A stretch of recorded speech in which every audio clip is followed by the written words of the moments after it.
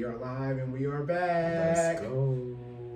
I'm Cory. I'm Jordan. And this is the Cordan FinallyFit podcast, and we are back. Like we never left. We are back like we never left. Episode 11. 1-1. Make a wish. So, our sincere apologies for episode 10. First off, nobody listened to it because I'm looking at the numbers right now, 22. So, we know what we did. We don't know how we did it, and we don't know how to fix it. So what's done is done. Yeah, I talk. That's the thing too. See, that's why you got to be humble. I talk all that trash about episode 10. How we got the audio fit. Like I'm talking big trash about the audio, fixing everything.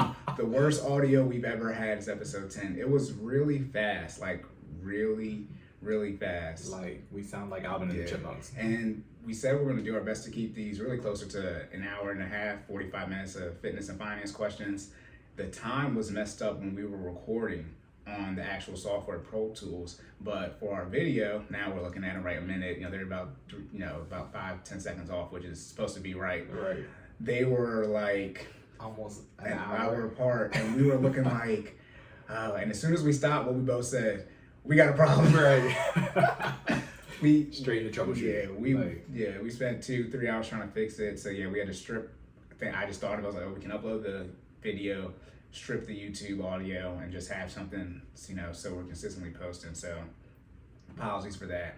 Jordan not being in the security field, we know about putting measures in place, and we unfortunately did not put them in time. We did not. Now we have it in time. Once we do a sound check, we do nothing but go to recording. Straight into it. So you got, let me not lie, because this was messed up. PTSD. So yeah, apologies for that one. So, but I mean, we're not stopping. So it's all good. This one, the audio should be good here. We fixed the volume picking up from our mic. We should be good. Knock on wood. And then see, you can hear the soundboard probably a little bit now, but we got soundboard is in full effect. So, all right. Did you have any feedback? I know nobody probably listened to it. Sorry, y'all. Nah, no feedback. Okay, house cleaning, housekeeping. You can follow me at sideline_Cory. Okay. You can follow Jordan at Stop Stalling J. That is STOPSTALLINGJAY on everything. Business page. FinallyFit 06. FINALLFIT 06. That is on IG and Facebook. YouTube is Cordan in full effect, and you can subscribe and like this video there, and all of our links and information are in the show notes. These are the shameless plugs. That's why I stopped talking. I forgot that these are called shameless plugs. All right, house cleaning real quick. I want to, since we're making a lot of episodes and some things are in the works behind the scenes, I wanted to clear some things up. So from a house cleaning standpoint, I mentioned on episode 10 about the normal equation is net worth equals assets minus liabilities. But I was talking about in a home, how do you calculate your equity in the home, or really calculate the value of an asset? Well, if net worth equals assets minus liabilities, then the assets would equal the liabilities plus the equity. Now, in that case, the liabilities, as I mentioned last time, wouldn't be negative because it's positive. So if the liabilities are $200,000, and you have $100,000 in equity, you add those two numbers together, and the asset is $300,000, and then you subtract the liabilities from that same equation, and you get $300,000 minus $200,000, which equals $100,000 in equity. I'm explaining that because a lot of you always say y equals mx plus b. I never use that. That's the part you're supposed to learn in math. When I say like something verbally, you should be able to translate into an equation. But for those of you who can't, I just wanted to re-explain that. So as I said, sometimes liabilities aren't viewed as negative, but if you know how to do math, then you understood that. So I didn't want to be condescending as I always am. Thank you for clarifying. And then, okay, and then also since we're making more episodes, like I said, we're in the top 20% now because we got over 10 episodes and we active. Let's go on now. Y'all know how we do. Wait, no, I'm with this one. Oh, that's the wrong one.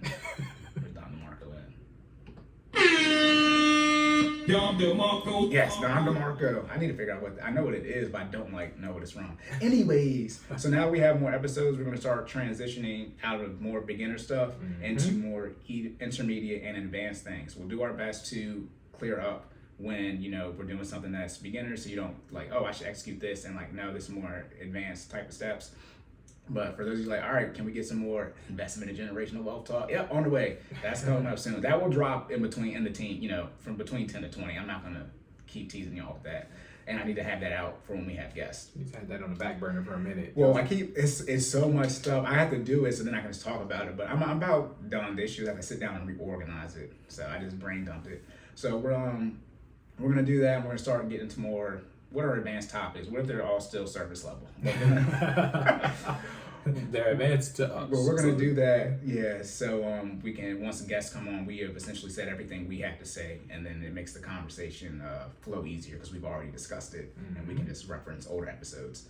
And then also, speaking of having guests, one of the reasons we do, apologize again, 2 hours and 40 minutes, and then 2.5 hours last few episodes again. We're not gonna go that long unless we have guests, and that's why we do the longer forums. We don't want our guests to come on and feel like that they have to essentially answer a question quickly or can't get out all of their thoughts on a particular question or topic that we ask. So, and we also we don't want to rush ourselves. Obviously, we recorded another episode, but we want to make it clear that we're taking our time on these questions and, giving you guys all the information we have right then and there. So they have time, we have time. Yeah, when the guests come on, we cannot promise how long those episodes will be. I mean, there won't be 4 hours. Again, be an adult. Yeah, Podcast. Yeah, if the guest episodes tend to be over 2 hours, then that's because we have questions and they got to get answered, right? And they're going to be thorough on them. So we want that to be in place. Then also, see, what are the chances this synced up? What is this week? What's ending? Is the beginning of the week Sunday or Monday? I always go with Sunday. Okay, it depends on what you're looking at. So the week is technically over then, but last week was Men's Health Week. Okay. All right. Yes. So. What is it? 75% suicides are male. Mm-hmm. Men killed themselves a little over 3.5 times more than women. There were a little over 47,000 suicides in 2019, I think. So that means about 12,000 women, a little over 36 years, 35 men. So yeah, Men's Health Week. That's really not. I mean, we are not well versed in that medical sphere, but to help add some type of stability on your finance, fitness. Welcome to Cordan in Full Effect. But a lot of you who be telling us what to do, indirectly or don't like what we're doing, it's probably because y'all not used to seeing black men in leadership position or in a power position. That's what I learned from the Joe Budden podcast. Yeah, you can press it. Go ahead and press it. We're not started yet.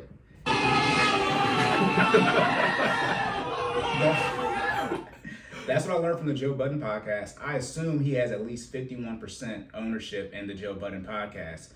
So the way that works is he can do whatever he wants. Literally. But, most black people don't grow up in a household without their father, so you're not the main role you should have as a father figure or male figure is your dad. You don't have that. Shout out to Joe talking reckless. Hey, reckless. It's called the Joe Budden Podcast and Network.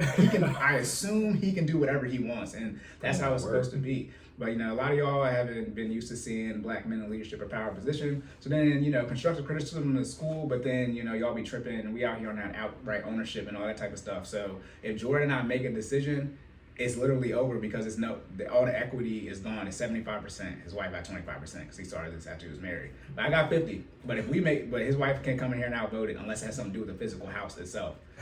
It's called Cordan in Full Effect. And just imagine if someone got upset what we did and the podcast is called Cordan in Full Effect. Who do y'all think is making the decisions? It's like, you're Cory, I'm Jordan. Right. You're not in the title. Yeah, in Full Effect is not a person.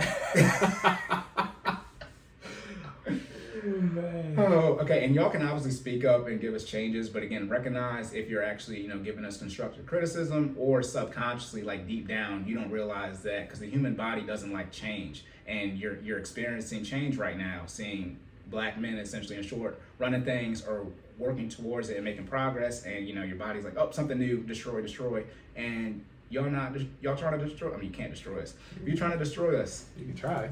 Yeah. Good luck. Yeah. Don't give us all this resistance and negativity, right? I mean, because if not, we'll have to hit you with the fatality. Nah, because if we kill him, what's gonna happen? All right, we're done. I told you it's gonna take 10 minutes. You good with your? Yeah, I'm done with that. I mean, that's sort of a little bit of episode 9. Cancel this. That was scripted though, so I wasn't just going crazy. Yep, and then last thing, an error. It's not really an error. I just want to clean up.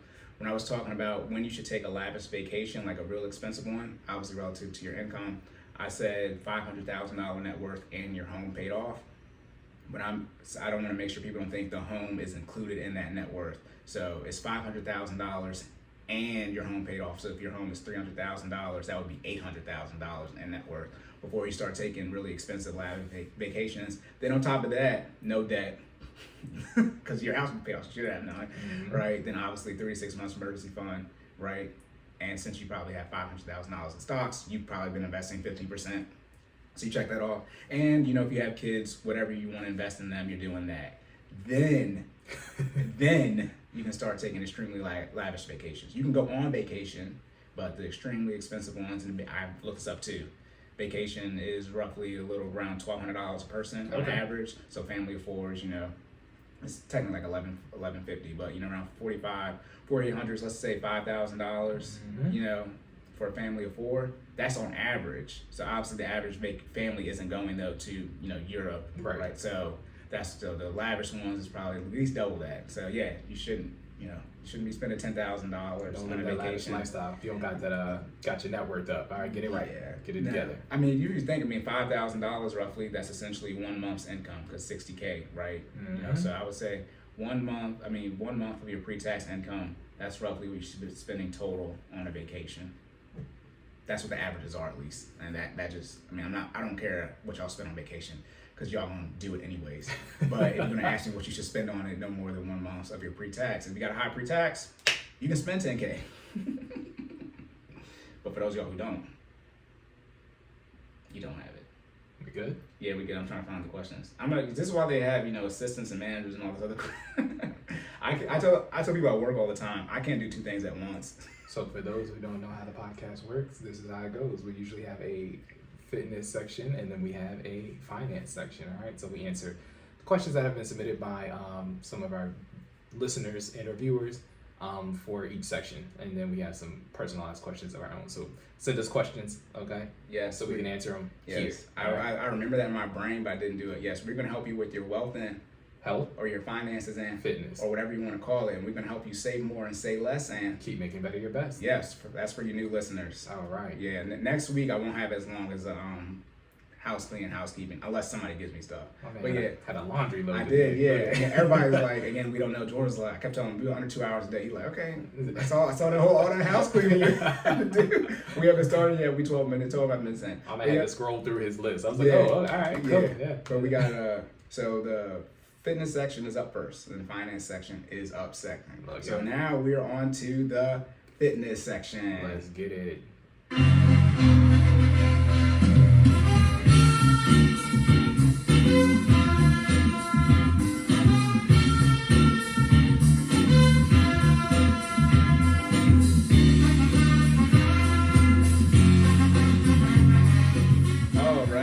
Righty. Jordan has theme music. He hasn't decided on it, but y'all know.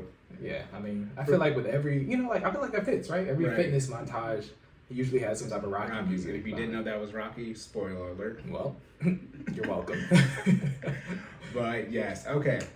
On to the fitness segment. Okay. So first question. This was a question, not asked a question, but asked to talk about. This was a tweet.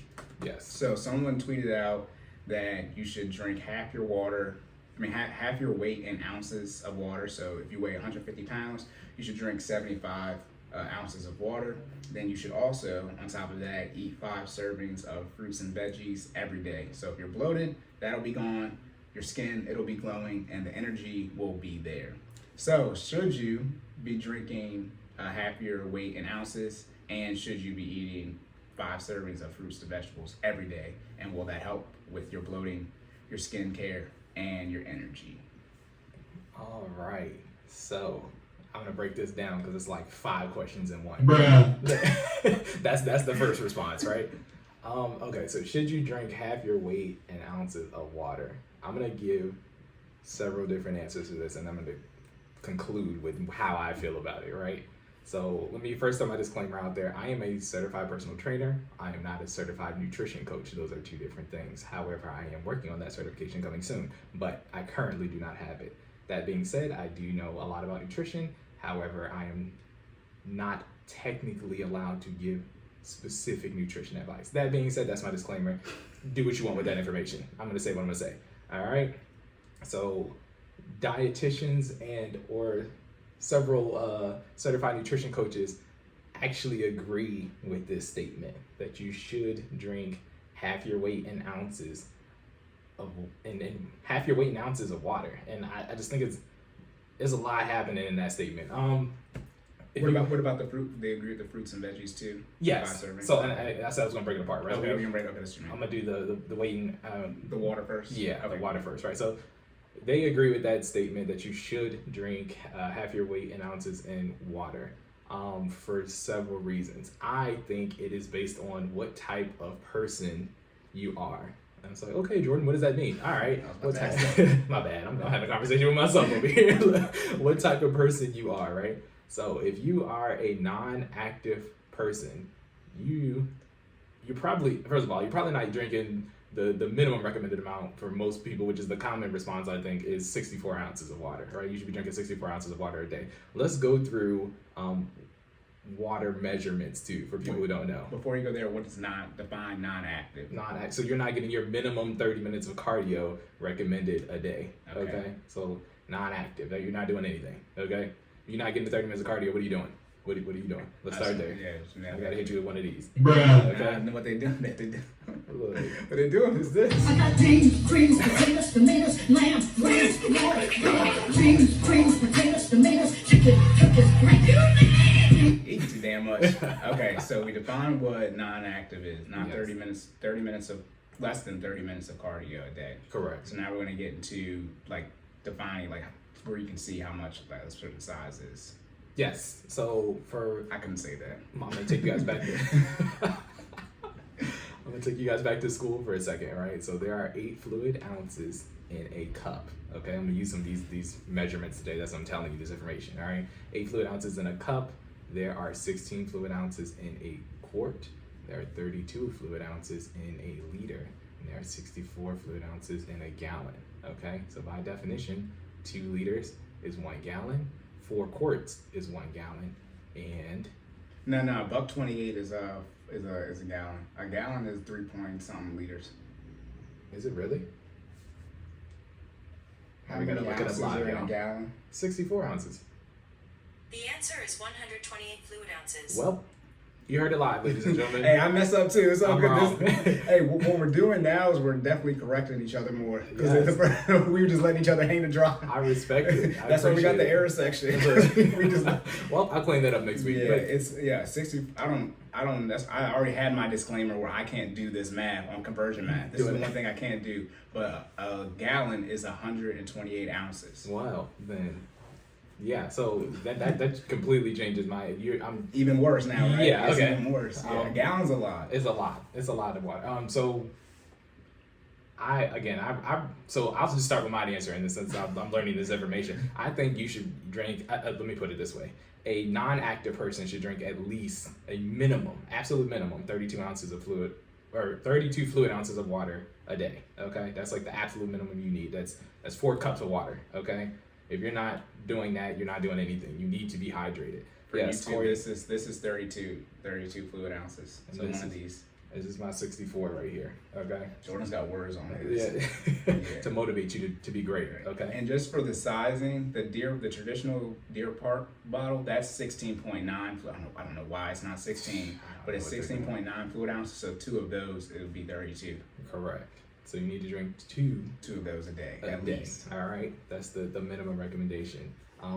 Again, what most people will tell you is 64 fluid ounces of water a day, which I've now found out is not a gallon; it's a half gallon. Okay, you need to drink a half. Again, others recommend to drink a half gallon of water a day.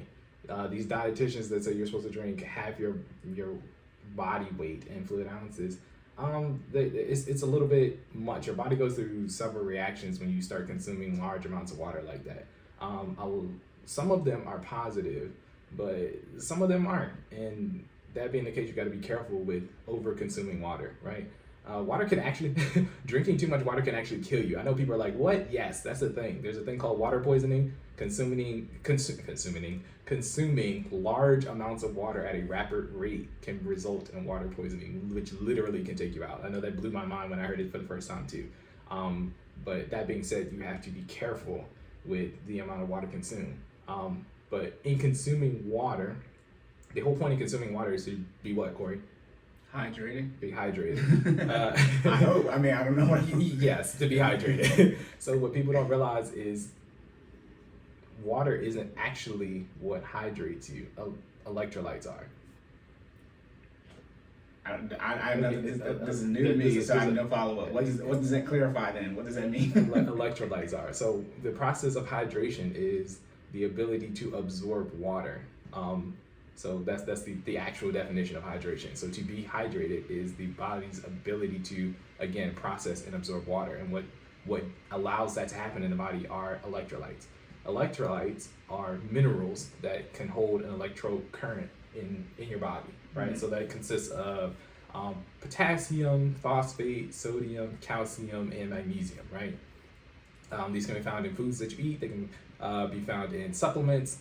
You'll get them one way or another throughout your day, just consuming foods, right? They're in the periodic table too. Exactly. So they're literally, I mean, let's call them what they are. They're literally rocks. Like they're small. I mean, you know, they're diluted, and you know what I mean, into your water and these, you know, your food that you're consuming. But they're literally rocks, right? They're minerals that hold electric charge that go throughout your body, and they serve several functions when they're in there. And one of them is to allow homeostasis. What's homeostasis, Jordan? Look at homeostasis is an organism's ability to adapt to its environment to survive, right? So that works on grand scales and that works on cellular levels, right? So homeostasis in the body, at the cellular level, what that does is your cells have to expel and absorb nutrients and waste, and electrolytes send currents to your cells to allow them to manage the ability to absorb and expel waste. Absorb nutrients and expel waste. So by definition, you need electrolytes to be able to push nutrients throughout your body and stay hydrated. So by definition, the electrolytes actually hydrate your body, not the water. You know what I mean? Water is... The electrolytes consume the water, so the water is second tier. Exactly. Obviously, you always have electrolytes, but if you're not hydrated, you need to get more electrolytes first, because they're going to be used to consume the water. Obviously, if you have no water in your body, then they have the electrolyte can consume, but you always have water. But yeah. If you think of it as a transaction, water is the currency, and electrolytes allow the facilitation of that currency, of the exchange of that currency, right? Yeah, flow chart type of stuff. Right. Yeah. So water is important, but electrolytes are equally as important, and a lot of people don't realize that when they're asking questions like this. So you actually need to balance out not only your consumption of water, but your consumption of electrolytes. And so then it comes down to, how do I get my electrolytes? So how do you get electrolytes? Moving on to question number 2, you need to eat your servings of fruit. Should you eat 5 servings of fruits and veggies a day? Yes, I do completely agree with that question, or that statement, I guess you could say. You should eat 5 servings of fruit and vegetables a day. You can get your electrolytes through various fluids as well as solids, but predominantly in fruits and vegetables. There was a study done that shows that people who eat at least 5 serving sizes of fruits and vegetables a day are less likely for cardiovascular disease, chronic illnesses, cancer, by a minimum of 13%. That's a lot. Yeah, so significantly impacts your ability to be healthy by eating 5 serving sizes of fruits and vegetables a day. Right. Particularly, I think the one that had the control group that had the highest results was a mixture of 2 servings of fruits and 3 serving sizes of vegetables. So specifically, of your 5 serving sizes that you should have on a daily basis, I recommend 2 serving sizes of fruits, 3 serving sizes of veggies. And when I say serving sizes of veggies, specifically leafy greens. Not all vegetables have the same positive effect that they're on your body, right? So starchy vegetables like potatoes, peas, things of that nature, they're good for you, but they don't necessarily have the omegas and the vitamins that you need to have the positive health impact that leafy greens do. So you need more of your spinaches, your celeries, your lettuce. I mean, if it's green and it's a plant-like, then you should probably consume more of that versus, the vegetables that don't reflect that breakdown. So again, for your 5 serving sizes of fruits and veggies, yes, thumbs up. Make sure you consume those. Break it down to 2 serving sizes of fruit, 3 serving sizes of leafy green vegetables to make sure that you're balancing it out. and it has positive effects on the body. Okay, so serving size. I Yes. think we're gonna do is one grape a serving size? Right? So serving sizes vary depending on what it is that you're eating. I don't know the serving sizes for everything off the top of my head, but most big fruits are broken down to or they're defined in the nutritional facts where one of them is considered a serving size, right? So Okay. one apple, or they'll say they're usually reference size, right? Like what medium Okay. apple is considered, whatever a medium apple is. I think there's a circumference, I think, for it that they define for a medium apple. But Yeah. a medium apple is considered a serving size, or a medium banana is considered a serving size. Now for fruits and vegetables that have like we eat many of them usually, like grapes, peas. I'm not exactly sure what a serving size is broken down. They'll probably have the peas because it's in a container. But things that are cans and boxes, they have it on there what a serving size is. But if you just go and get a tomato, there's no nutritional facts on the tomato. It's just right. So that's what I was asking. Right. Yeah.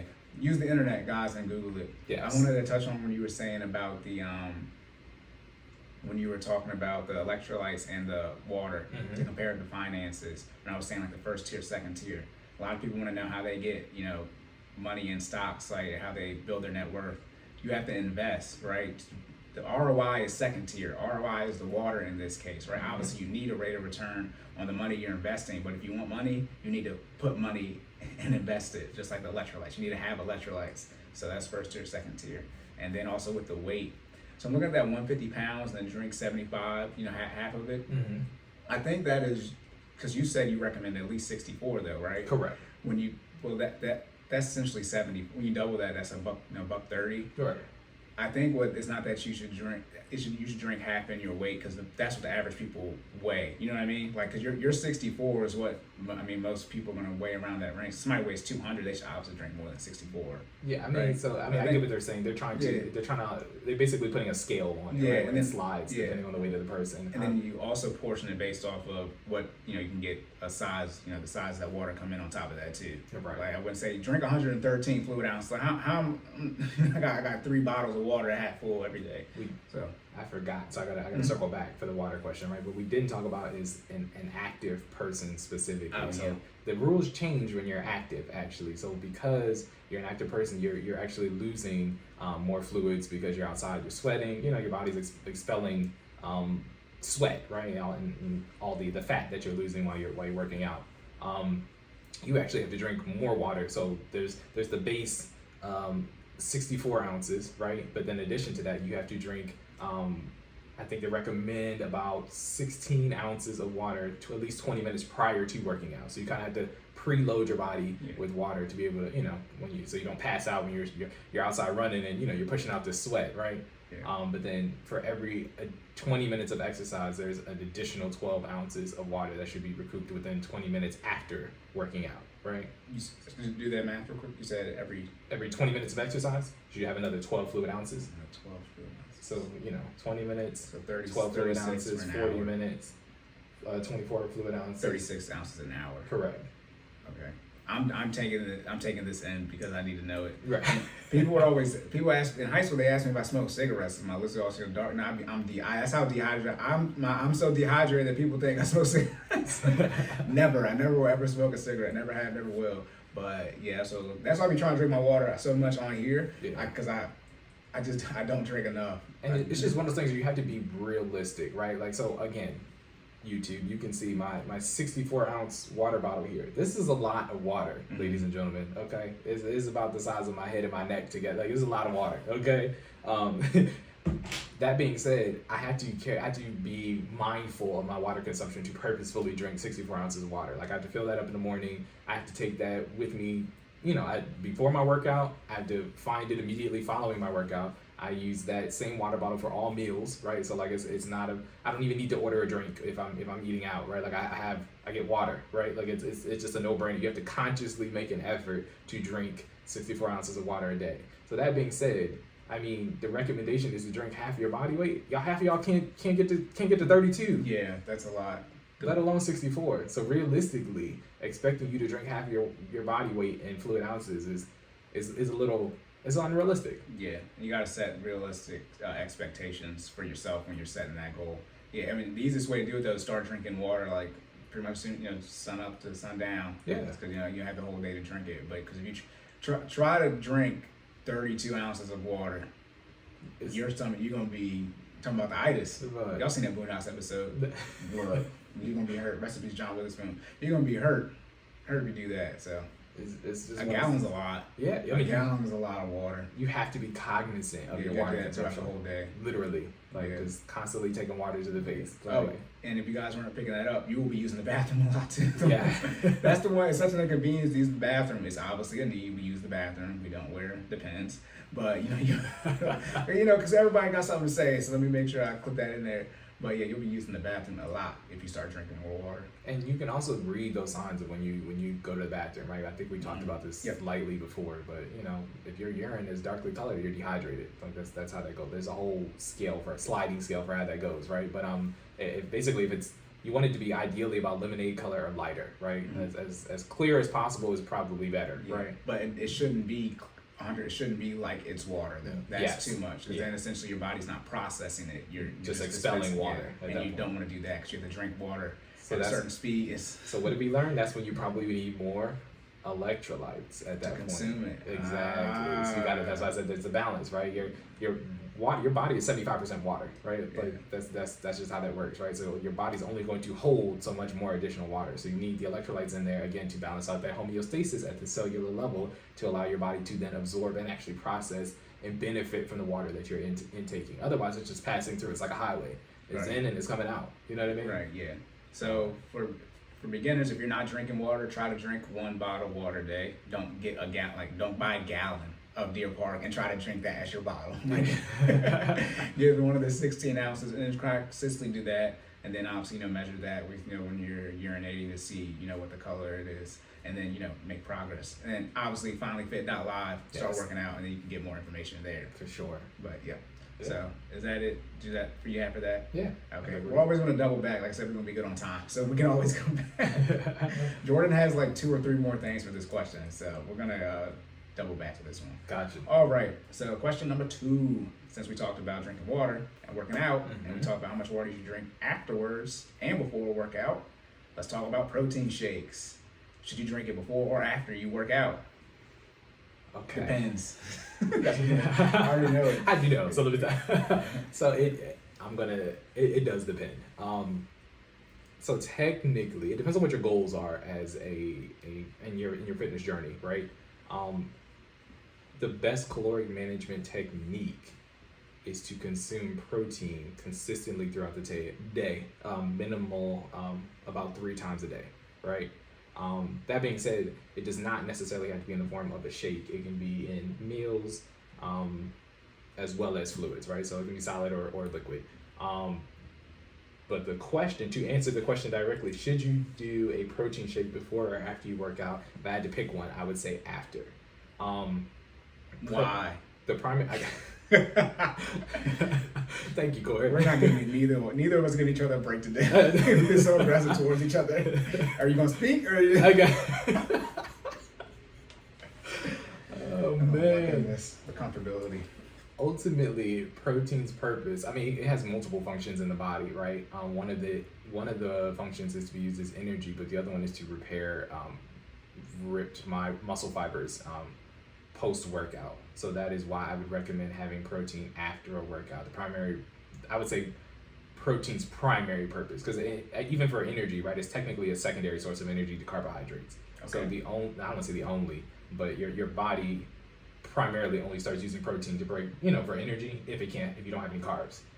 That's what made the keto diet such a big thing, right? If you basically how that diet works for our listeners, basically you deprive your body of carbohydrates. So if it's missing its primary source of energy, and by default it goes to proteins. And then the tertiary form of energy is fats. So literally in that order, it's carbs, proteins, fats. So you burn through protein, which you're constantly consuming on the keto diet, and then when you're out of protein, what does it do? Your body starts working on fat. You're basically putting your body in a state called ketosis, where it's burning fat consistently due to lack of carbohydrates. So you're giving your body just enough protein so you're not, in a starving state. But then once that protein is gone, it goes through the process of burning fat. So from a science standpoint, I get it. There are also side effects to the keto diet, which we're not going to discuss right now, but it's not that great.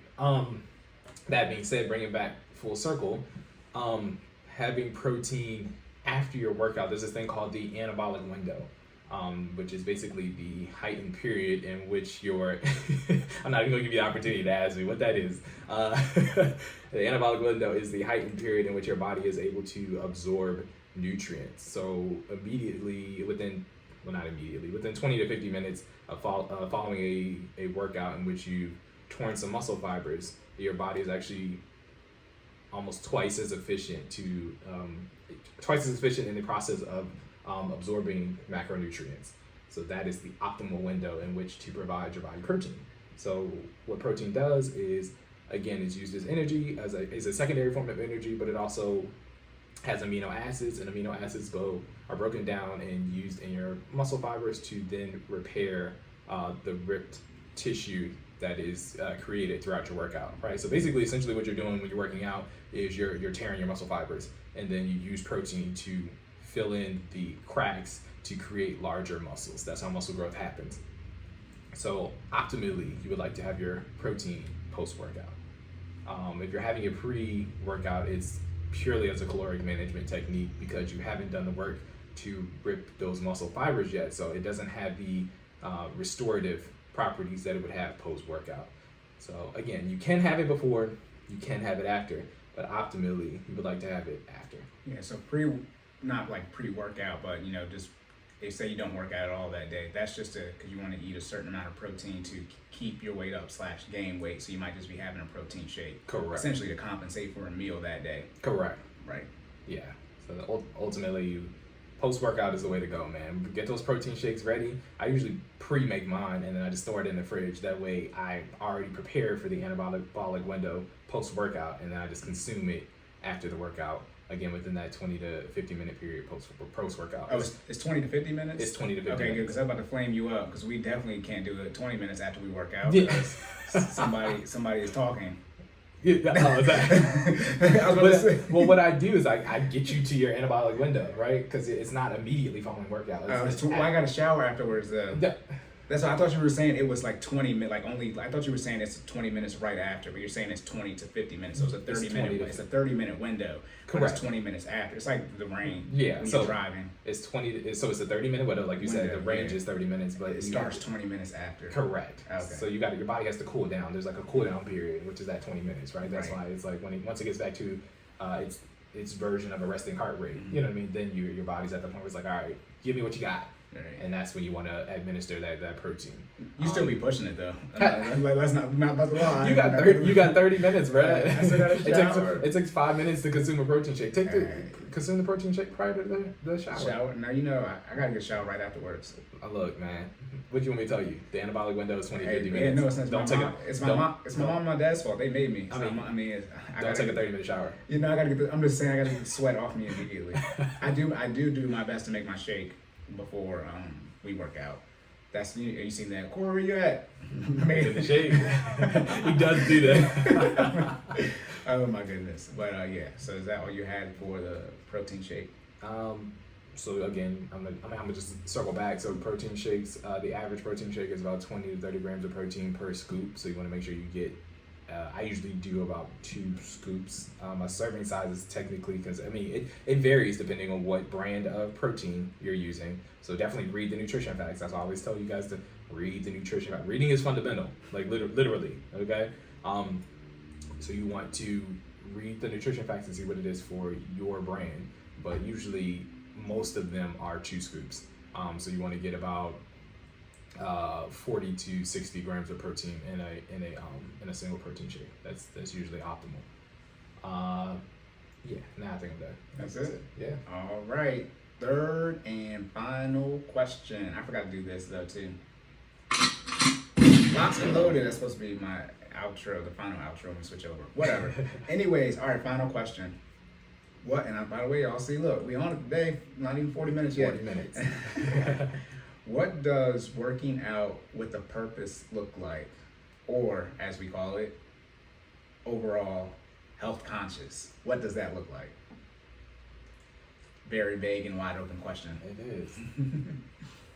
Working out with the purpose. So I know we've talked about this before, but we're going to talk about it again. Discipline, right? Discipline is a key word when we're talking about working out with the purpose. You want to plan for how you're going to go through your fitness journey. That's ultimately what it comes down to when you're talking about working out with a purpose. If you really want to be efficient and maximize your gains or whatever it is that you're trying to accomplish to hit your goal, ultimately you need to plan. If you fail to plan, you're planning to fail. Okay. All right, well, hold on. Bring that back. Look, hey, look, y'all, look, we syncing up with the soundboard. We got it. Hold on, I said bring it back. Go ahead, one more time. So if you fail to plan, you're planning to fail. Literally setting out the milestones and how you want to achieve your goal is key to being able to working out with a purpose. What you want to do is we talked about the SMART assessment before. It's specifics, measurable, achievable, reward, time, and then smarter external resources when you're planning out your goal. And what that does is it basically covers what you want to do, what time you want to do it, how you want to get there, and specifically the implementation that you're going to do to achieve that goal, right? And then how you're going to reward yourself when you get there. And all that is a I don't want to say it's fitness specific because people use the SMART method for multiple things. But it's a form of planning. That's what you're doing. You're planning out how you want to achieve this process. So circling back to the question, what does working out with a purpose look like? You want to get in. You want to have a routine. Okay, I always tell the Fit Fam, shout out to the Fit Fam. I'm gonna plug y'all every episode because y'all be out here working. You want to have a routine. You want to get up and get that workout in early, so you already have your fitness goal for the day knocked out. Right. The best feeling in the world is getting up, executing what you've already planned, and having the rest of the day to yourself. Right. Don't play around with it because life happens. Ultimately, what will happen? I almost ate lunch. You said don't play around with it. Don't play around I am with it. terribly immature. Oh man, I gotta hit you with it. Yeah, don't play around with your goal. Though ultimately, as the day goes on, you'll find reasons not to hit your fitness goal for the day. And it's almost sad sometimes how fitness is the first thing on the chopping block when stressful environment for the day. When stress emerges in your day, right? Fitness seems to be the first thing that kind of gets pushed off. It's like, oh, I'll get to it tomorrow. But honestly, if you're not healthy, you're not allowed. You won't be around to do all these other things that you're prioritizing in front of fitness. Okay. So you have to take your fitness journey seriously, even if it's not to become a bodybuilder or to be a model, right? You have to be healthy. Okay, you don't have to have these crazy fitness goals, but you at least need to be healthy. Meaning you need to prioritize the maintenance that's necessary to keep your body in prime condition. That being said, you need to execute your routine. So get up early, get that workout in, and plan what exactly your workout is going to look like when you get into your environment to execute that workout, right? So if you're trying to create a caloric deficit and you're trying to burn as many calories as possible, is probably a cardio-based workout, but that's something you should know prior to getting to that time slot in which you set aside for your fitness journey, right? When I wake up in the morning, I'm not trying to figure out what I'm going to do that day. I'm going to be on autopilot. I'm going to go. So when we get up, a lot of the Fit Fam I think now has converted to morning style type workouts. When we get up in the morning, we just execute. We get up, I lay my clothes out the night before. I'm talking about everything is on autopilot. I lay literally down to the socks. I lay everything out the night before because, it's early, right? Let's be honest. Half of us aren't morning people. I'm not a morning person. I don't think anybody's a morning person. You're the 1%. I feel about morning people the same way I feel about people who say alcohol tastes good. You're a liar. Yeah. The lies. There you go. You're telling the truth, man. Nobody is a morning person, right? But what you got to do is plan to get up and get it in so you can make the most of that time. So I lay out my clothes the night before. I plan exactly what I'm going to do the night before. I I do a mixture. Personally, I do a mixture of cardio and strength training in the morning. So As you should as a personal trainer. Thank you. You know, I'm trying to, again. You have to be in shape, please. Lead that in. But we'll save that for another episode. Yeah. I've actually had someone tell me that you don't have to be in shape to be a personal trainer. The lie! There you go. There it is. Tell me. Wait, hold on. I put it like this. You come to me, you're not in shape. Hey, I'm not in shape. You want me to be your personal trainer? No! God! No! God, please, no! No! No! Oh, man. No! I'm literally hurt. Every time we play that, I'm probably going to be borderline crying in tears. It's just so funny. Because, I mean, ultimately, you have to look the part. And this isn't just fitness, right? I mean, with anything that you do, I want a teacher who looks like the result of whatever it is I'm going to them for, right? For my finance coach, you gotta have some funds, right? Don't expose me too much. I'm not. Yes, Corey, help us get a house and you don't have one. You still live at home. Nah, but you know me, you're Eminem, but I know something about you. I'm gonna put everything out myself. That way I'm covered. But he put some of the work. He showed us results prior to becoming our finance coach, right? So I mean, that being said, from a fitness perspective, how many people want an out of shape personal trainer? I mean, you gotta look the part, bruh. Like they don't exist. They do exist. I've seen this before. I've had a session. I'm trying to be as vague as possible. I had a session taught at a place by a person who was overweight, and were they doing the exercises? They were doing the exercises, but it's just like I don't understand. Did you pay to go to that class? I did not pay to go. Well, to that that's what I'm talking about. Gotcha. It's just one of those things where it's like I don't understand how you have a following if you don't look. It literally comes down to practice what you preach, right? Mm. Practice what you preach. You gave it to him, so. If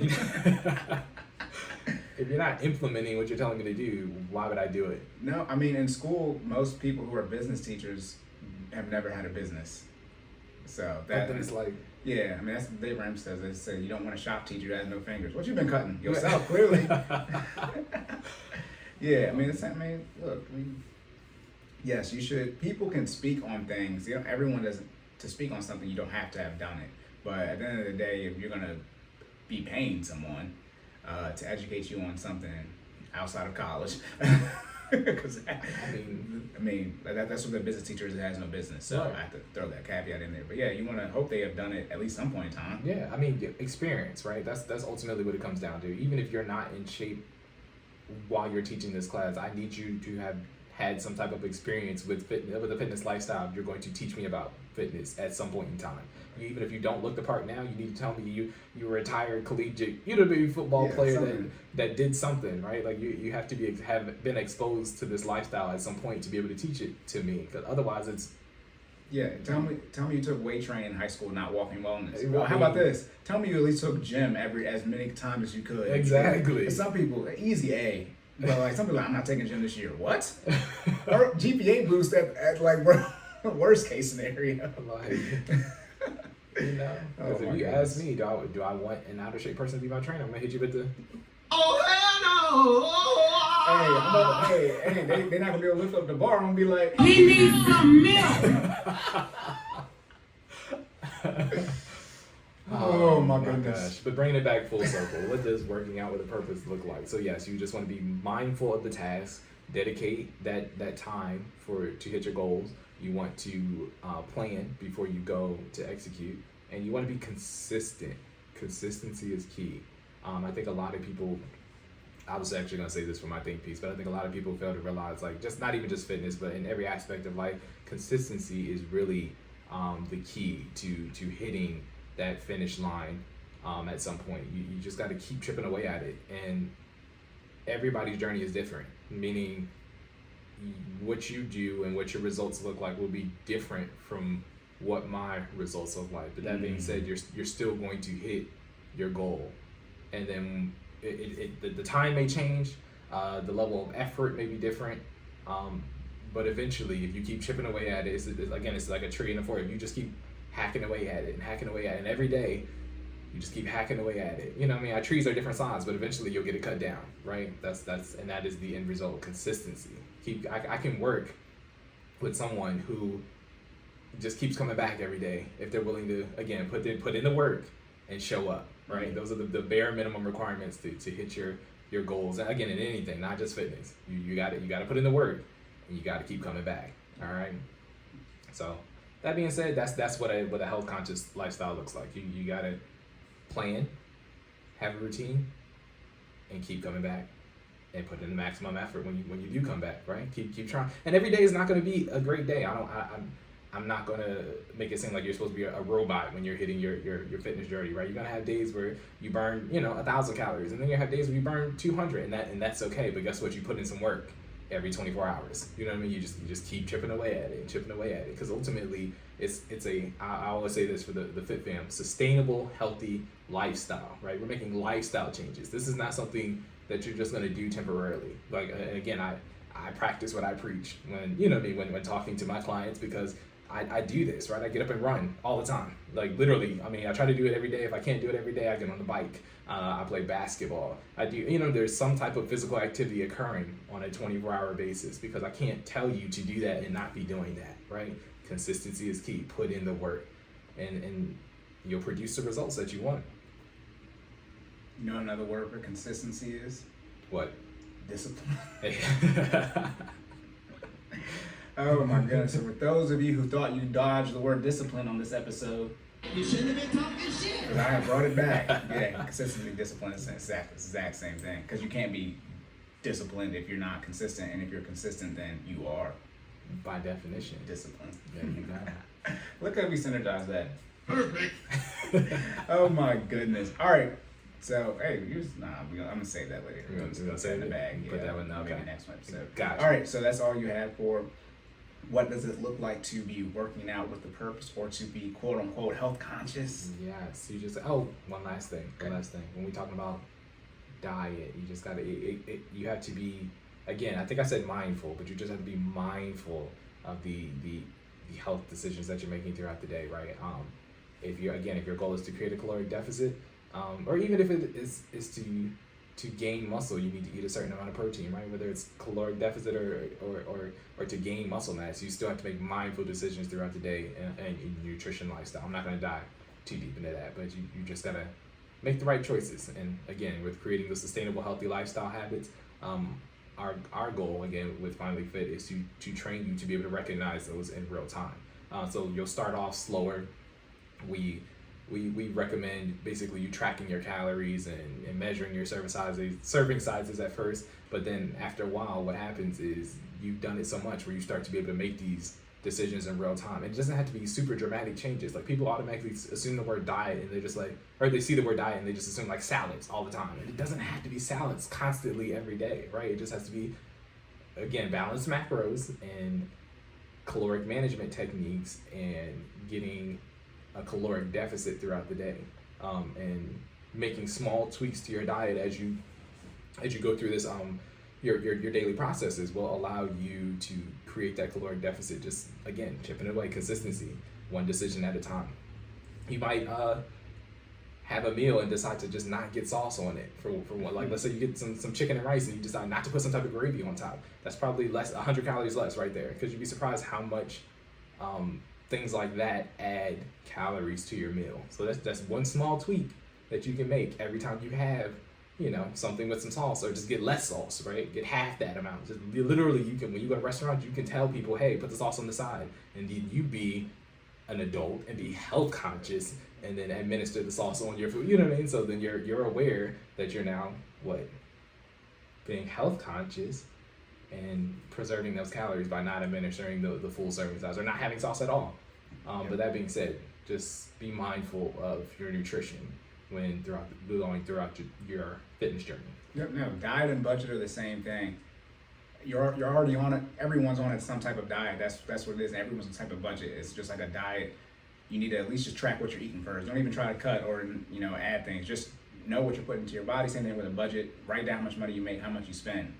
like to start out if you're struggling to do it. I tell people that all the time. I'm on a diet. They be like, "What? Diet does not mean I'm trying to gain weight. I'm not trying to eat this junk food. That's what I mean when I'm on a diet. I'm eating." I feel like they treat it like diet and budgets like curse words. They are. Like but it's like if I say the word nutrition, you realize I'm talking about the same thing, right? But nutrition is acceptable, but diet is like you're trying to restrict me. It's like no, I just want you to be more mindful of your decisions. Y'all want to be on my diet because I'm trying to gain weight, so I get to eat whatever I want.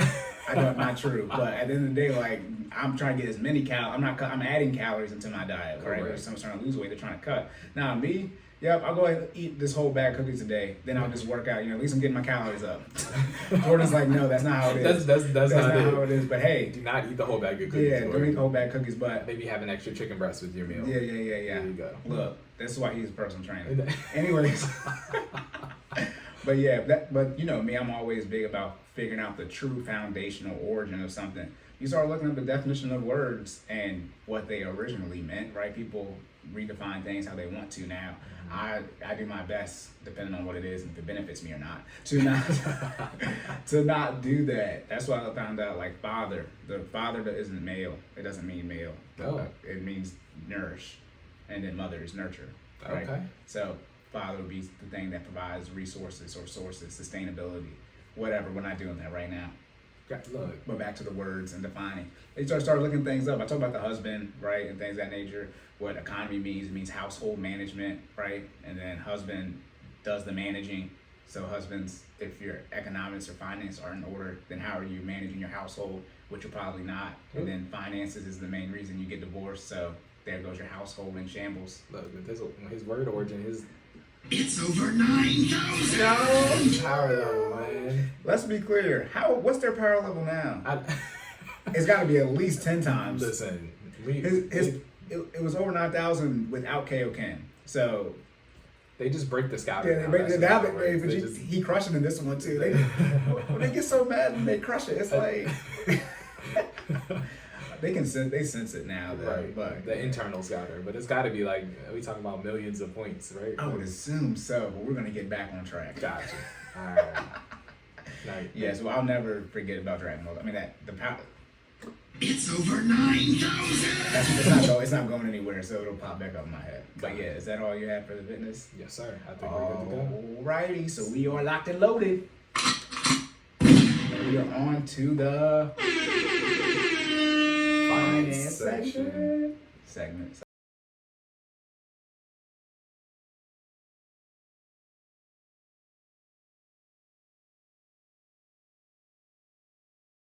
Gang, gang. Let's go. Alrighty. All right, ladies and gents, we are now into the finance section of our podcast. First question. You ready? Born. I mean, it's like, just let's do this. All right. So first question. What does budgeting with a purpose look like? Or overall wealth conscious look like?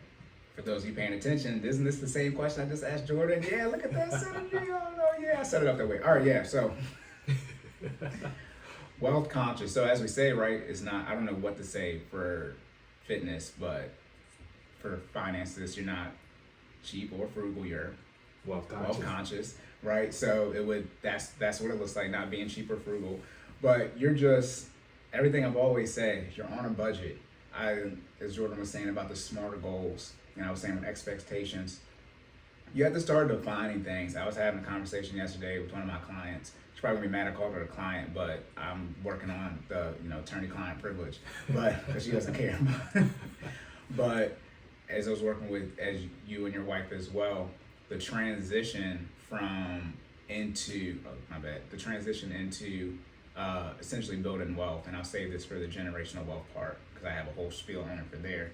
But defining your goals. So it's like, how do I start investing, Corey? There's one thing you can invest in, you can invest in yourself, or you can invest into a business. And I'm using business as vague as I can get with business, right? Because stocks, equities, stock market, those are all businesses. You can invest in commodities, right? But stock market, you're trying to invest in businesses. Real estate, I consider that a bit. That's a business. That's a business. Real estate is a whole business in and of itself. I guess you consider crypto not businesses, but that just showed up in the last 10 years, so my bad. And then that's it.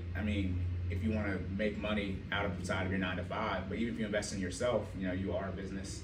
So you can only invest in a business. But I'm saying that to say, define your goals. So, and define, as I said, define things. And you can not like how we define things on here, but at least define them for yourself. I say there are 4 things you can spend money on. 4 major categories. And someone would be very hard pressed to prove me wrong on these 4 categories. But it's necessities, debt, investments, or lifestyle. That there are no other categories that you can spend money on. Bring it back. Necessities. 4 categories that you can spend money on. Major categories. Necessities. Gotcha. Debt, investments, and lifestyle. Okay. There's nothing else, because investments, in short, would what you would do for business stuff, right? And then if it's not a need, then it's a want, and wants, the lifestyle and wants are the same thing. That would be your lifestyle inflation.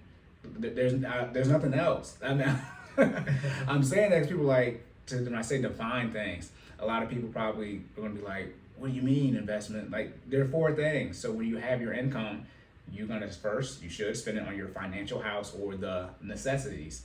Then if you have debt, and I said those in order: necessities, debt, payments, investments, lifestyle. You would pay debt if you have that, because you need to pay your debt.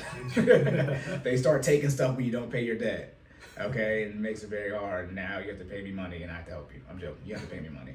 But so then you have debt, and then after that, you're either going to spend money to help increase your net worth, which is investments. You're going to invest in something, right?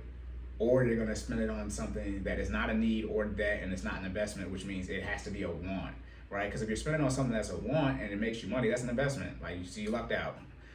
You lucked out. People who, lease a car for their business, like, I want this car, but I'm going to use it to write, you got 2 for 1, so technically it's an investment, right? And you're leveraging the fact that you can write that off on your taxes.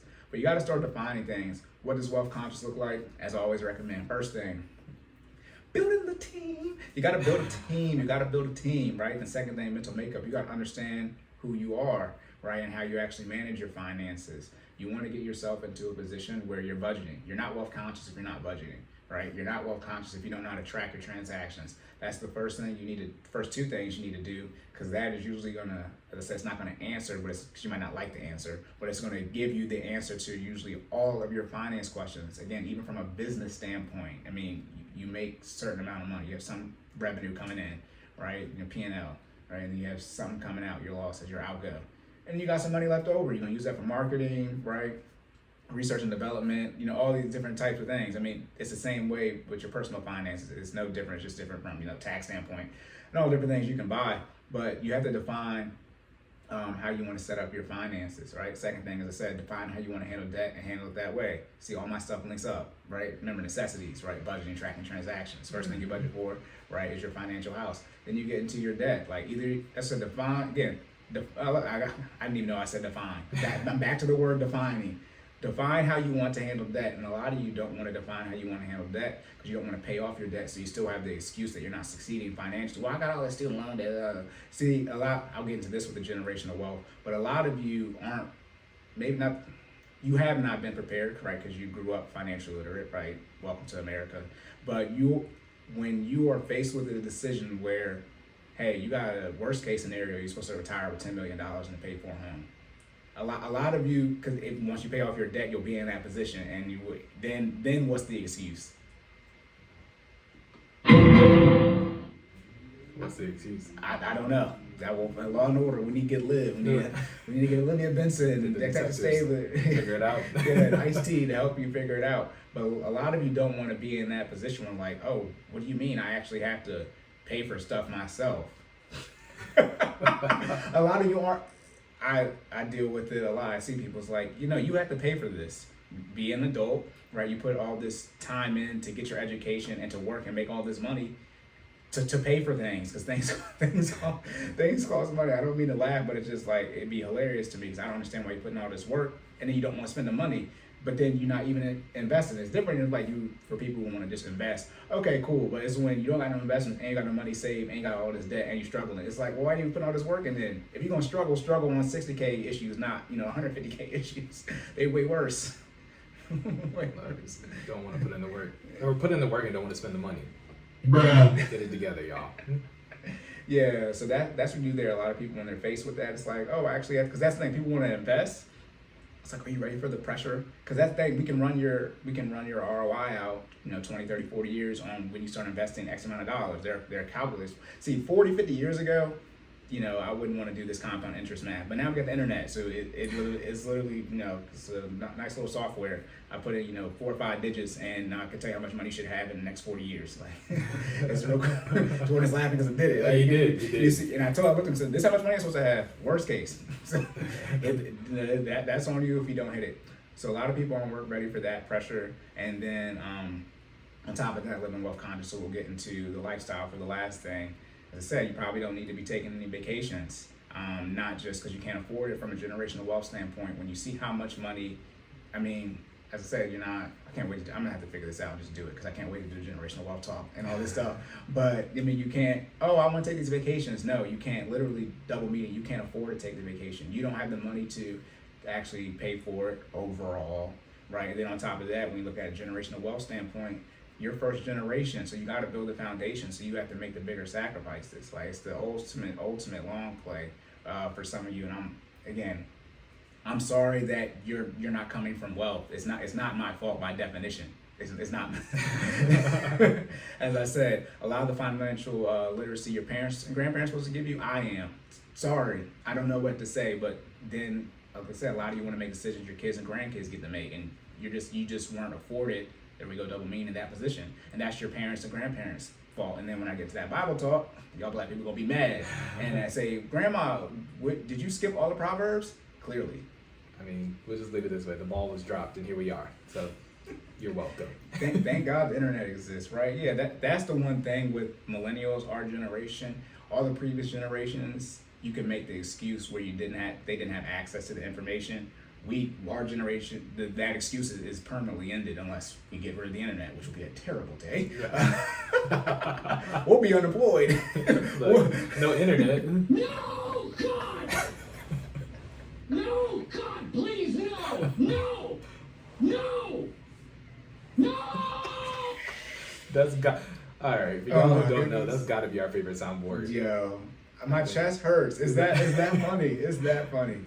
But yeah, our millennials, we and obviously, I don't know, I think it's Zennials, right? It's after us, but they haven't defined the generation after that yet. They haven't said, because I don't think Zennials, that's their name? Zennials is after us. I'm talking about the generation after the Zennials. So we're Generation Y, right? So they're Generation Z, so I call them Zennials. Okay, I never heard them. I knew Generation Z. I never heard them called Zennials. Yeah, they're called Zennials, and cool. So that's like, well, the '90s babies. Some of them are trying so hard to still be millennials. Yeah. Right, but I think it's millennials end at 96.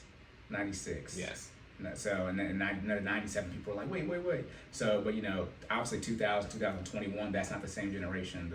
The generation is about 15 years or so. So they have, I don't know what the generation is, probably started around 2015, 16. They haven't said what that's called yet, but that generation will they can't have any excuses. Gotcha. That's the generation they call them the iPad generation. That's them 1-2 years old with an iPad. Yeah. We fortunately and unfortunately, like I said, you guys don't have the excuse for not having access to information. Even people who are struggling, in poverty, the hood's on the internet. They got internet. Like, it's getting discipline, consistency, choosing what to use. So you got to make, the best use of your time. And like I said, hypocrites get on social media to listen to us, right? And then get off of it. But you can be on social media, just, change up who you're following. And that way you're ingesting, right? Digesting, getting the proper nutrients, right? Out of what you're taking in every day on a daily basis. I was telling Jordan this, like, you got to start following more fitness, more fitness and health related stuff. I'm doing my best to, siphon out the artists with more finance information. And also too, don't hold it back. I think Lil Baby said this, right? There's enough money for all of us, so I have no issue sharing other people's finance stuff. Obviously, they're all bigger than me, but there are multiple ways to get it out here. I'm not just do what I do, so I want people to be successful financially, and so gotta promote that. And it definitely does help you just open your eyes and ears up to other perspectives and other opinions within your realm of expertise that you're following, right? So, yeah.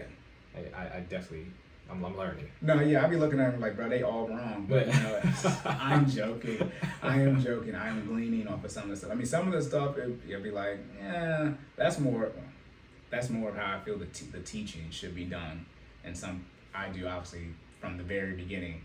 I don't care where you think you at. You got no budget, but I'm anti showing people who have bad credit how to get good credit and take out a loan. They're not good with debt, so they. When I see that stuff, I'm like, hey, all y'all credit is bad, so y'all can't use debt. So let me show you how to get credit so you can get debt that you don't know how to use. It's sort of like people who can't drive. Like we'll take their light. Nope. We don't put you in a faster car. Like, let me show you how to drive and then get you out this Prius that you kept wrecking and put you in a Mustang. People probably do drive faster cars, but you got a Camaro.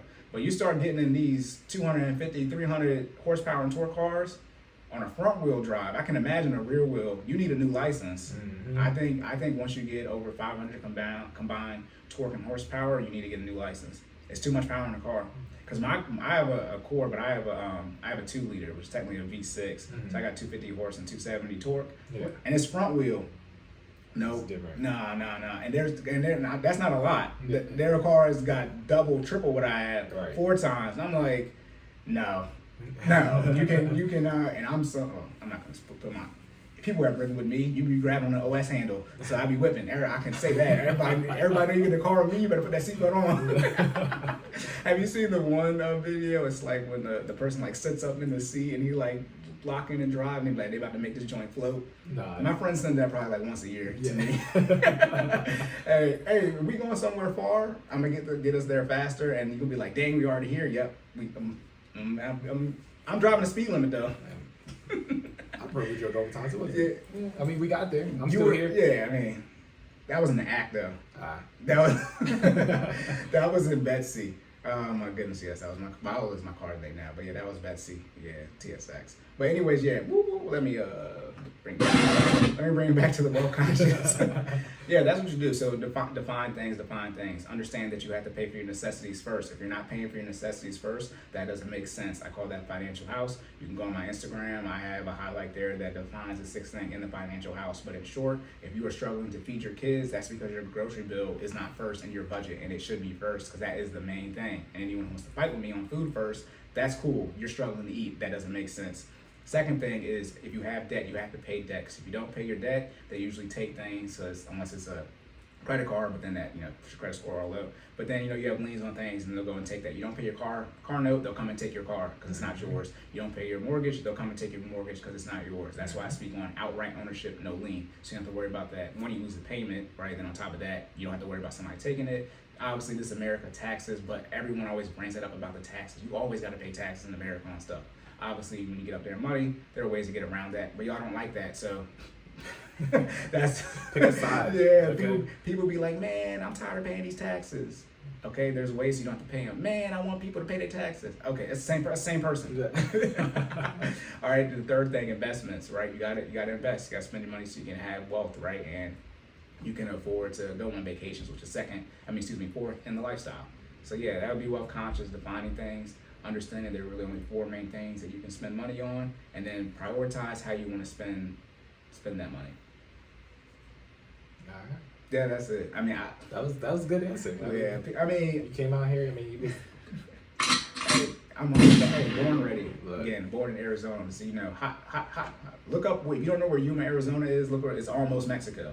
Literally. I think I watched a video on Facebook where they were cooking eggs on the ground out there. Is that yeah, you can cook. Yeah, okay. Yeah. That's what I'm saying. If you don't know where Yuma, Arizona is, it's almost Mexico. When I was born, my mom was afraid they were gonna. But they were kidnapping babies. Because the border is right there.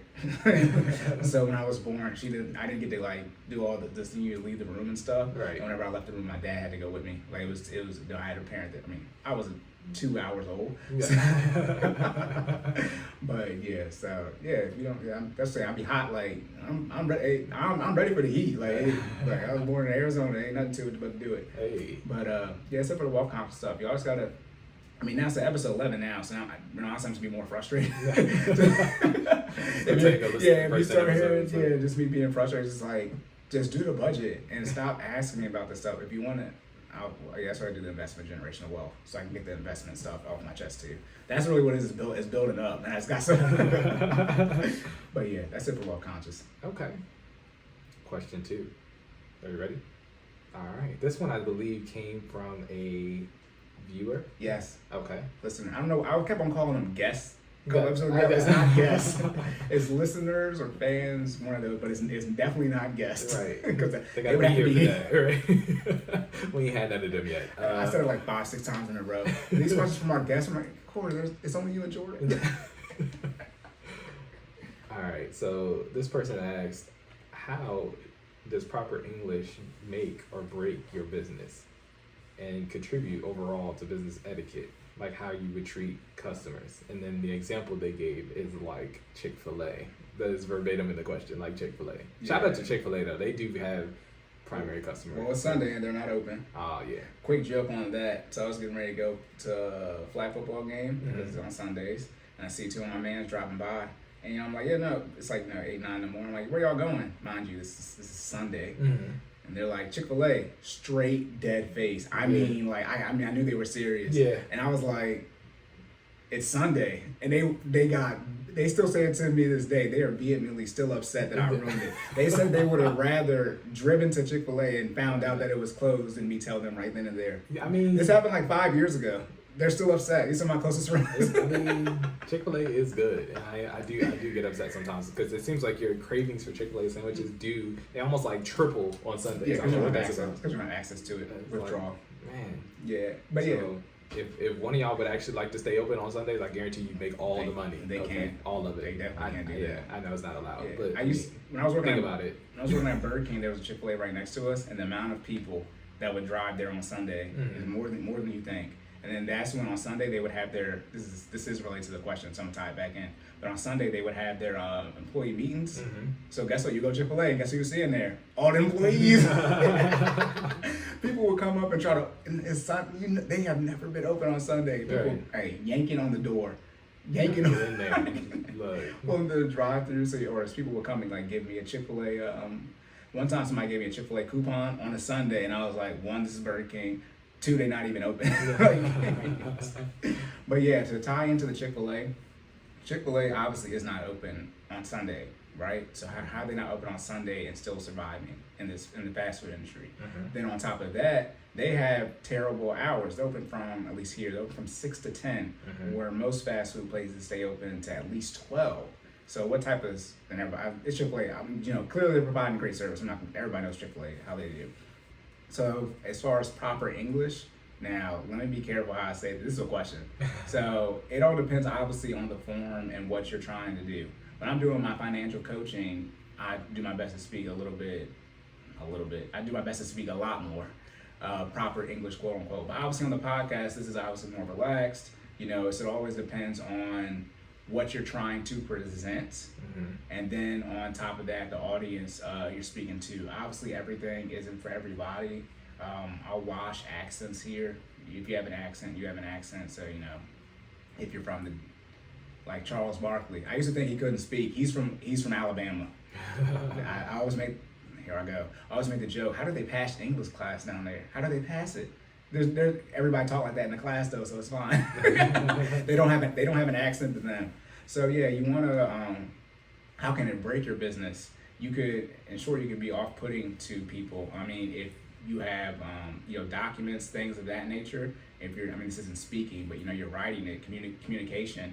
If it's not proper English, then people are going to struggle to read it, and then that's just one chance to make a first impression. That's just bad on that front. But again, it always depends on who you're trying to market to and how you're marketing yourself. What is it? AAV, African American Vernacular English. Look, man, it's not technically. I guess it's bilingual, right? People trying to say it's another language, right? But you should be able to speak fluid English, and then you should be able to not code switch, but if you need to speak in a different language to communicate to somebody, or use different slang. There we go. Different slang to communicate. Yeah, you do that based on your communicating too. It depends on how Obviously, when I'm working with Jordan, I have to remember to actually give him the correct information. But other than that, when I'm talking to Jordan, that's not how I'm talking to somebody who I don't know. because we don't obviously have that type of relationship. One, he probably wouldn't understand what I was saying. You're like, bro, just talk to me normal. That's what he said. I would just say words. What are you talking about? Yeah, well, all right, so you guys need to sit down, you want to do your budget, and you want to make sure you can properly communicate. You're like, bro, just tell me and Bill what to do. Literally. So, yeah, that's, this is like my brother at this point. Yeah, so, Right, yeah, we combined our names, it's the same person. Yeah, no, and your wife likes me, or at least she puts up with me when we're there together, so. Now. Yeah, I mean, that's look. No, like I said, when I figured out, like, I don't believe in that Libra, zodiac sign like that. But once I figured out we gang, we've been moving since then. Come a long way. I'm gonna ask that when she comes on. She's probably gonna do her best not to lie, but when she starts smiling, I know she's lying. So, a lot of people don't know that I be making people lie on purpose so I can see how they lie. But anyway, Jordan be like, yeah, Cory be intentionally setting people up to do stuff to figure them out. I'm starting to learn. I read the book now. Yeah, he be analyzing how your body reacts. Yeah, hey, 85% of communication is nonverbal. So I intentionally, I be looking at your body language on how you do things, right? Because usually your heart rate goes up when you're about to lie. So if you do this, what are you trying to do? Slow down your heart rate. Cory be doing anime character stuff in real life. Like, this is literally like some superpower stuff you would see in a Japanese cartoon, and he really does this. It's bad in the moment, but then it comes to fruition. Like RDC World, when he did did you see the passing one they had, where like they be passing, he'd be trying like a basketball player every time instead of shooting, he passed the ball on the road. Then Ben Simmons did it in real life years later. That's what I kind of do when I be reading people. It'd be bad, it'd be real awkward too. Then it happened in real life, and then I'm a I told you so person. And I just bring it up, see, I told y'all this, and then everybody be like, oh, why does Cory have to always be right? I am joking, but yeah, that's how proper English can make or break a business. It could put people off. Again, one chance to make a first impression. You want to make sure you can at least communicate properly until you get used to at least who you're marketing to or the particular client that you're working with. Because at the end of the day, it is business. That's one people don't understand about business. It's business. Back to the Joe Budden stuff and black men. Look, man, I don't care what y'all say. It's business, so we trying to make money. Like that's what that means. I always felt like proper English was important because like you said, you need to be able to communicate. Like there are people out here who can speak multiple languages. And we can't even speak English properly. Like you know what I mean? Like you gotta be able to communicate effectively and get your point across without using slang terms or some type of non-proper vernacular. Yeah, and it'll save you time too if you can communicate properly. It saves you time, especially now, right? People, the worst way to communicate is via text, right? So again, I already said y'all know what that is. I don't have to go in deep in that, but if you're trying to get a mortgage loan and your loan officer is sending you emails and it's not clear exactly what they're sending you, then you have to respond to them, and they told you that on the email they just sent that was unclear, they need this information back in 30 minutes, and now it's been 10 minutes and you said I don't understand what you're saying, and it's been 20 minutes. I'm gonna help you out if you're trying to buy a house during the pandemic, just send them what they're asking for. Just give them your entire life. That's what I told you too. I was like, does your wife want this house? Yes. I just give them all the money that you got there. Like everything. I'm talking about they're gonna ask you for everything. I'm talking about information you wouldn't tell people on a normal basis. Give it to them. Underwriters want to know everything. Yeah, it's we'll get into that for the house buying episode when we have her on. But yeah, you want to be able to communicate, especially from a business standpoint, and especially now. If you're doing something like imagine if you were emailing me this information, right? Trying to get this, but if you have something that has a quick turnaround, right, or not that quick turnaround, but it's immediate as far as your service, and they can apply it right away. You want to be able to communicate clearly so they can do whatever you told them to do, and then just from a reputation standpoint. That's when the time would come in, into play. Where got my results done quick, and not they probably wouldn't say because you communicate well, but just the fact that you do communicate well, it eliminates all the time for them ask you to re-clarify something you've already stated. Mm-hmm. Yeah, but for me though, now I'm thinking about it, the the financial literacy gap is just it's so huge. So that you have to obviously adjust for that, because if people, if you're trying to learn a new language, right, there's gonna take a lot of time to understand that. But yeah, Me, yeah, some people be like, what? And I'm like, oh. That's why they say do the budget and just leave me alone. Because you talk about getting to investing, like you get to investing, you know, if you're trying to invest, and you know nothing about investing, and you know nothing about taxes, please, we're gonna be here all day. Ask questions. Corey will probably tell you I'm that client where if he says words and I don't know what they mean, I'll ask him like I don't know what that is. Can you please clarify? Because I mean, again, communicating effectively, right? It also doesn't do you any good if you're, you know, using these vocabulary words and it's in a manner in which your client or audience can adjust it, right? So don't be condescending, talk over their head. Right. Also, too, when people talk about getting cut off in conversations, you want it for communication purposes and for like understanding things. You need to speak up if you don't understand, because that just helps you in the communication process when you actually speak and are more actively involved in the conversation. If you say a word, you're like, you need to ask them what that means, because in short, your body, but your brain is probably not going to process anything after that until you get more clarity, in the rest of the conversation.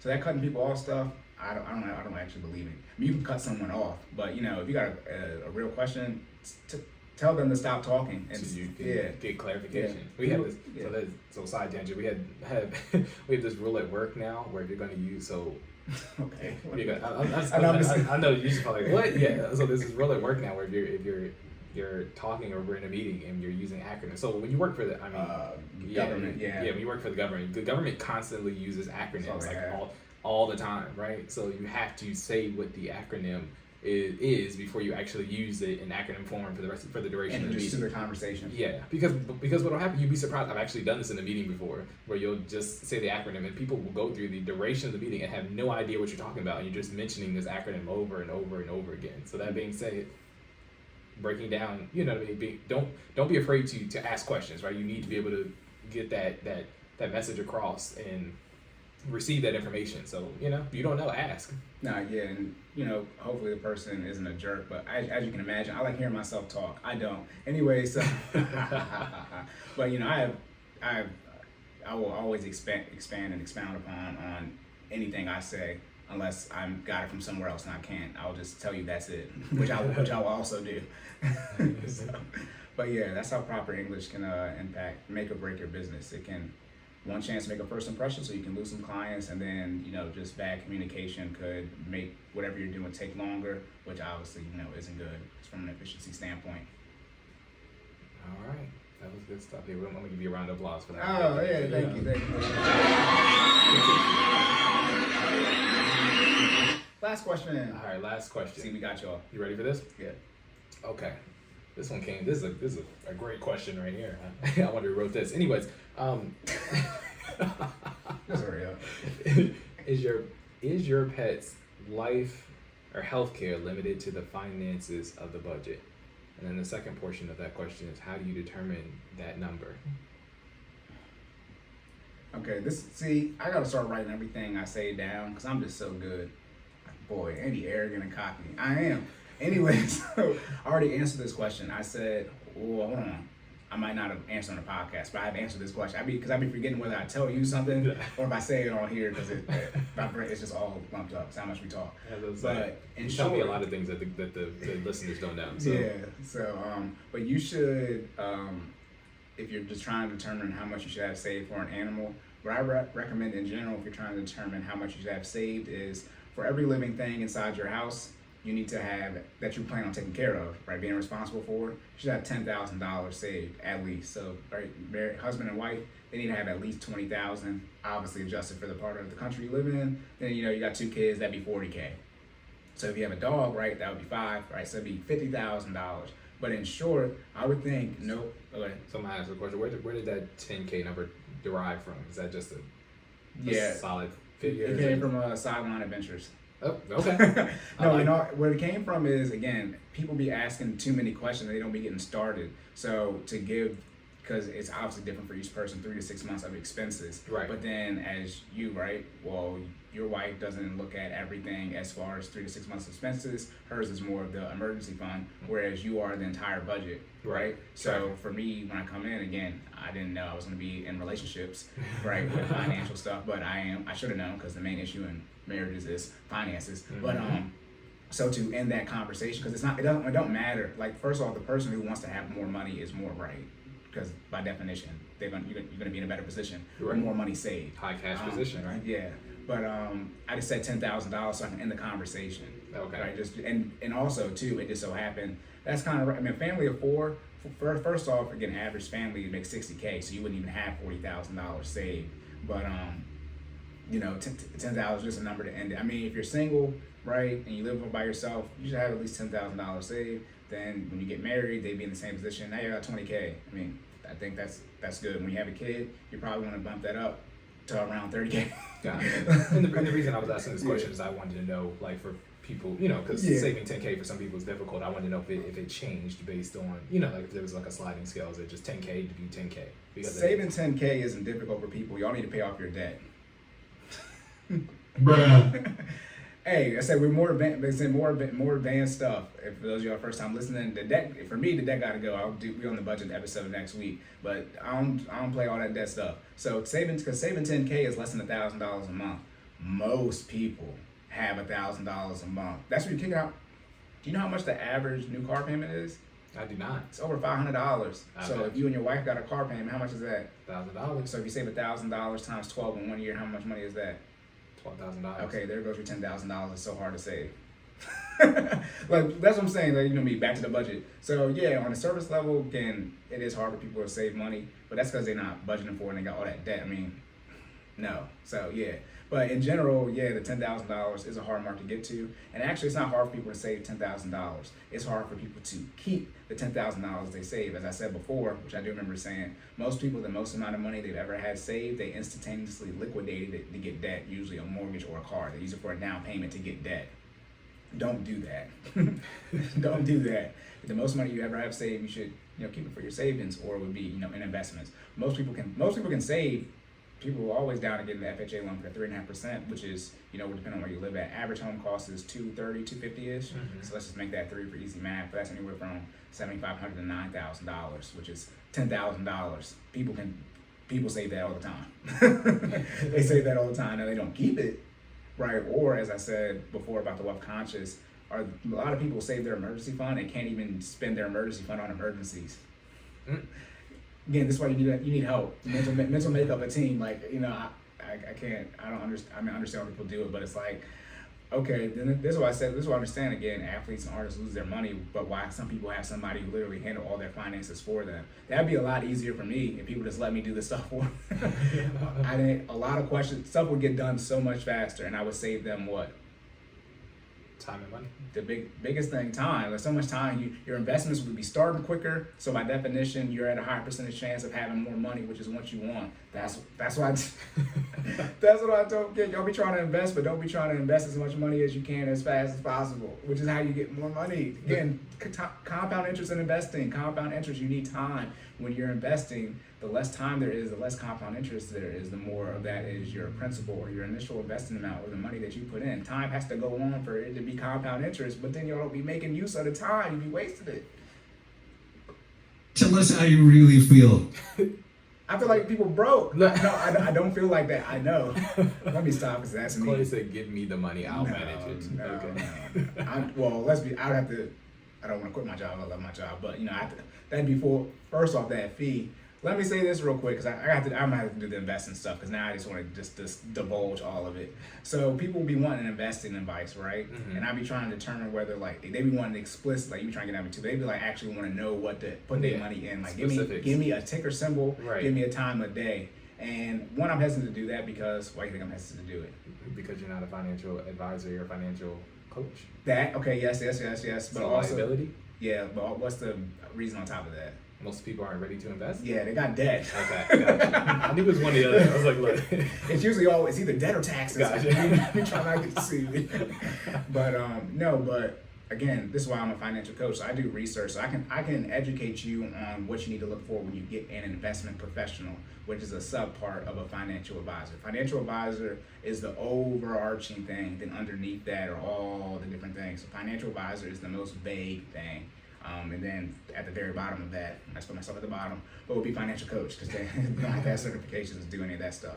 But investment professional will be underneath a financial advisor. So every financial advisor is every investment professional is a financial advisor. Mm-hmm. Every financial advisor is an investment professional. Gotcha. So that's CPA, estate planners, all the type of things, CFPs, certified financial planners, all those type of things. So, but for investing, right, people want to get investment advice, and it's like, okay, how much money do you have? No money, right? They have money, but it's not a lot, because an investment professional, do you know how much investment professionals usually charge, like their fees?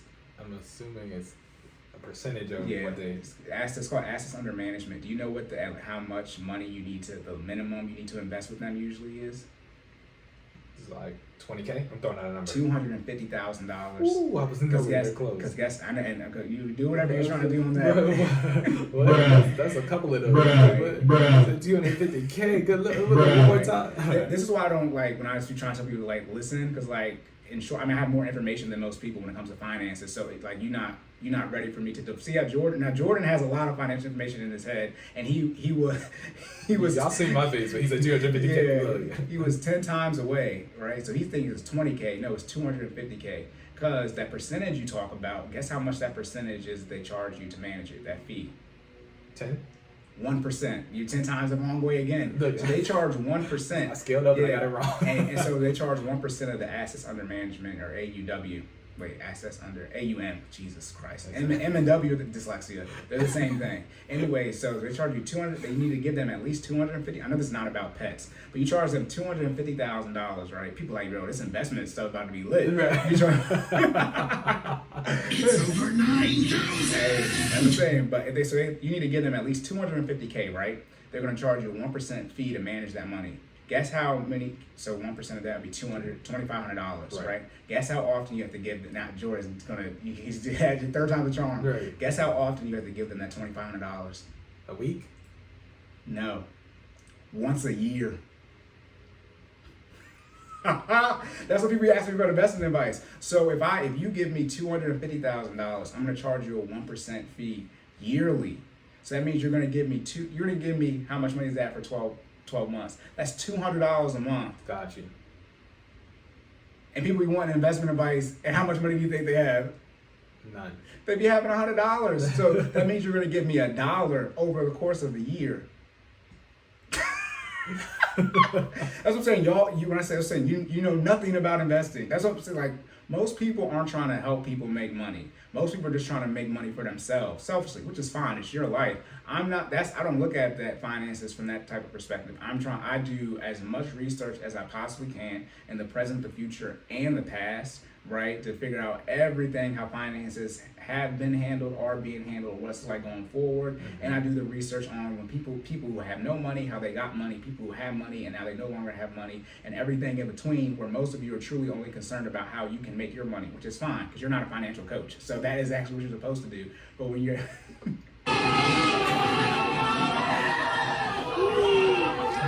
that's fine. But when you're asking me, like, back to reputation, I'll do my best to treat everyone the same initially, right? So you just come in and try, we had a cookout or something like that. Mm-hmm. Yo, Cory, what should I get into? You need to pay off your debt. Probably should sell. Do you own that car out there? You should probably pay that off first. I'm not gonna say it like that. It depends on who it is. He might say it like that. But he might say it like that. No, well, the issue is people asking for financial advice, and I'm like, my first question is gonna be what usually when I ask about financial advice.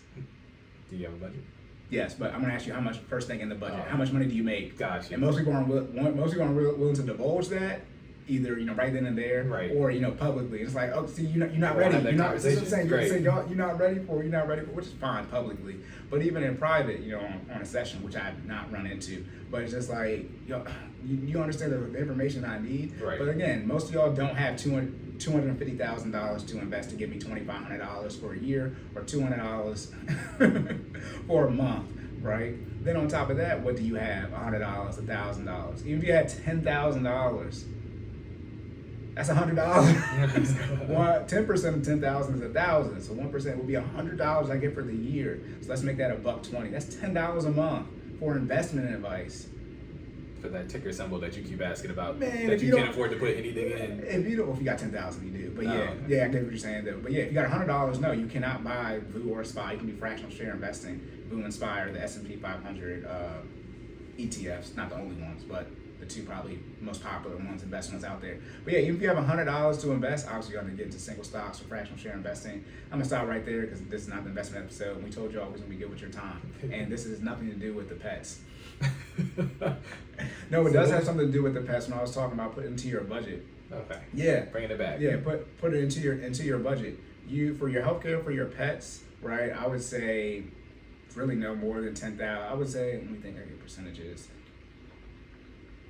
Yeah, I would say no more than whatever you make pre-tax one month. So you would save that, or have it marked on how much you're spending on it, and then and this isn't included in food or like insurance. This is like if they go to there's something insurance doesn't cover, which I don't even know why pet insurance exists, because a lot of people say it doesn't cover anything. Well, I don't think it does. Yeah, I've yet to hear one person who has pet insurance say that their insurance covered. It's like getting into an accident, like a rear end. It's like, what you mean this wasn't? How was the rear end accident not covered? Right? So that's what I like. I mean, you could put that in your budget, right, for pet insurance. You would include like pet insurance or the food that you feed them in this quote unquote $10,000 amount. Mm-hmm. But if you have a situation where your dog eats his or her collar, and now you gotta rush them to the emergency room, this is gonna come out that $10,000 life savings amount for them. Gotcha. And when you say pre-tax, is that, for single, I know what it is for single people. For married folks, is that both of their income combined pre-tax? Yeah. Okay. When I'm talking, that's what I said tax. So okay. Tax. Yeah. Okay. Let me say this. So you married, but yes, for those of you who are married, it's all. We'll get to the joint accounts episode later, but it's whatever your tax status is. So. If you married, it's y'all. Right. It's y'all. One, that's easier, and two, if it's not you, I gotta charge you more money. So now I gotta do two budgets. Oh my goodness! But yeah, for your pets, it's a hard conversation, right? People love their animals. Yes. You don't want to have to put them down, things of that nature. What I recommend is not getting. If you get, it depends on the type. Obviously, if it's a fish, right? Yeah. But you're getting dogs, right? There's mainly when people getting. I usually say don't get a dog until after you have your kids, mainly because I don't want to walk them, so your kids can walk them. To tell you the truth, to tell you the 100% truth, that's the main reason. I want to have the dog. I love dogs, but I don't feel like walking them. So obviously, your kids have to walk the dog. That's the hard thing to do, and also the terrible situations where unfortunately dogs do attack babies. Can't put that on my conscience. So yeah, that's why I recommend that. But yeah, you would that's what you would do. I know that it's a part of this. So like, let's say you do have the insurance, but the animal dies, right? So do you still have to pay for certain things? Yes. Just think about medical bills. If you obviously malpractice for humans, probably malpractice for animals too. But you go to the hospital, and unfortunately you don't make it. Now let me say this to be clear: your estate has to pay for the bills. So if you are married. Unfortunately, your spouse dies. You are part of that estate, so you would owe the money. If it's just one person, it would be taken from their estate. So pretty much this would be their net worth and assets minus liabilities. These medical bills would be added to the liabilities from their estate, and then whatever's left over. Now, what if they don't have anything, Corey? Oh yeah, nobody. It's saying the estate's gone. Okay. I'm not too well versed in this, but the estate gets dissolved, and that's how the assets get dispersed. Right. If it still doesn't. If there's just one person. Okay. So say they just have a will, because estate is a whole bunch. I'm not an estate attorney, but there's a whole bunch of ways you can set it up. Sort of like y'all watch Power, right? Someone goes died, and they would disperse and everything at the table. Spoiler alert! I hope you finish Power. Oh Jesus Christ. My dad, they're on. It's been like he's been dead 3 years, right? Yeah. No. It's not only Gone Girl. Only Gone Girl's in my brain to not ruin for people. So yes, spoiler alert. It's too late now. Anyways, but yeah. So they were dispersing his will and everything, and how his estate was set up. Mm-hmm.